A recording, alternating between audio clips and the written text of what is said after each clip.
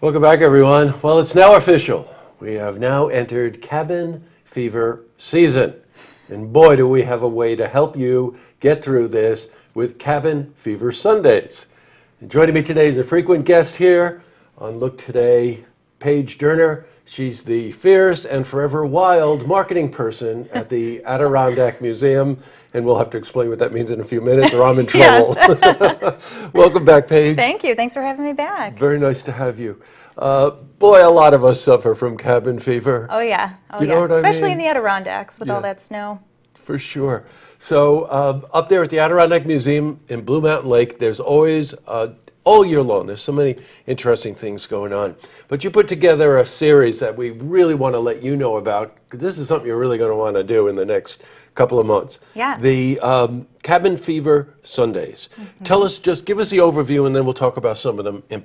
Yeah, sure. So we've got Particular. 5 exciting programs between now and April of this spring.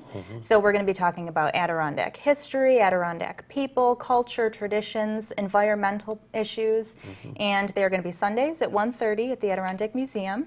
5 special programs. God, I think that's amazing. You know, you think about the dead of winter on a Sunday afternoon, a drive up to Blue Mountain Lake. Well, actually, a drive up to Blue Mountain Lake, as I've said many times, any time of the year Anytime. is such a beautiful drive up Route 28.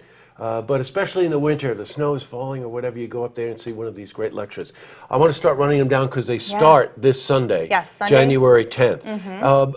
I thought it was an interesting choice, this first one. Yes, it's a little bit different for us. We're delving sure into is. the environmental impacts of certain Adirondack practices with this first lecture. Right, and anything but dry. This is, you're talking about salt. Yeah. It's a Salt. big issue. We've been covering it actually a lot this past week here on Look Today.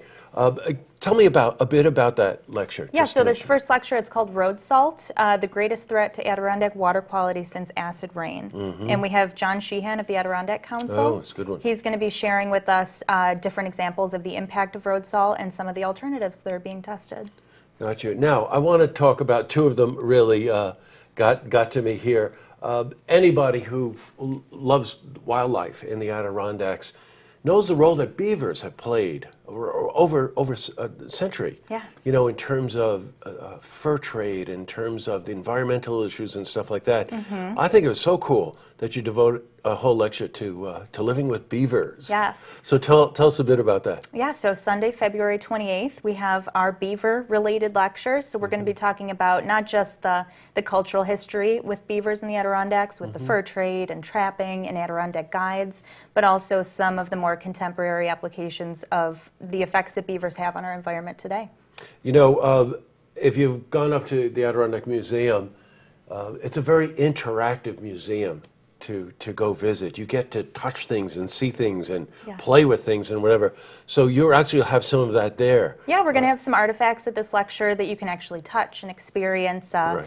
Top hats made out of beaver fur from the 19th century, stuff like that. Should be great. You know, and there's a reason that, of course, beaver fur was so desirable.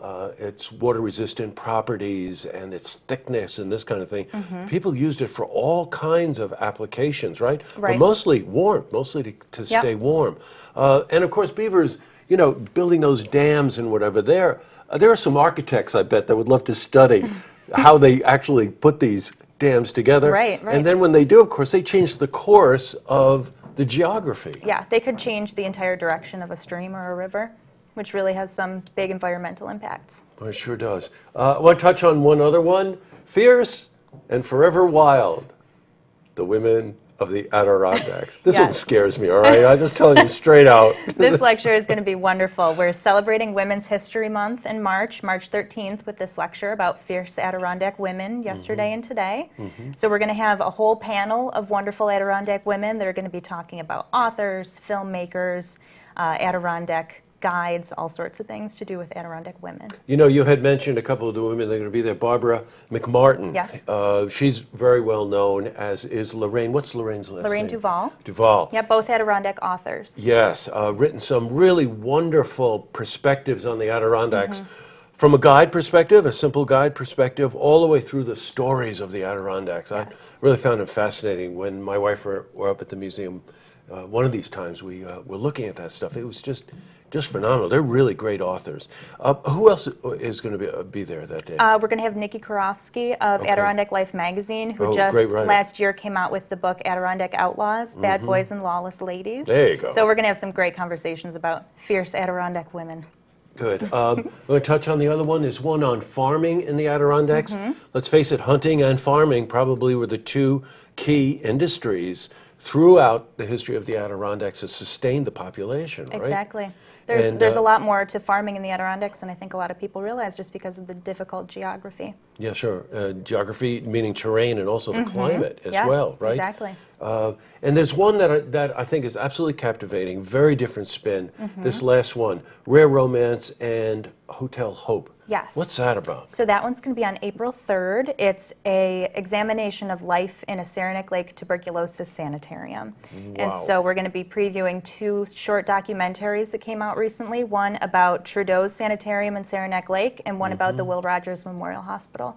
Both fascinating places. Sure, and if you know anything about the history of that, it was really everyone believed at the time that that was the cure, was to come up into the Adirondacks in one of the sanitariums, and they had the treatments, and that had to do with the weather and the waters and all of these other things.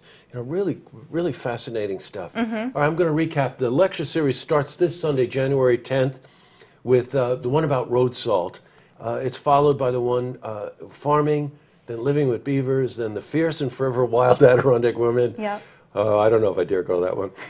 And then lastly with this one about Rare Romance and Hotel Hope. Yes, and you can find the descriptions and the times and the prices for all of these at adirondackmuseum.org. Right, and I'll cycle back on that too, because I think it costs, what is it, $5 or something? What is it? It's free for museum members, kids, college students, $5 for everybody else. Well, what a wonderful way to get involved, learn more about the Adirondacks, and help with cabin fever.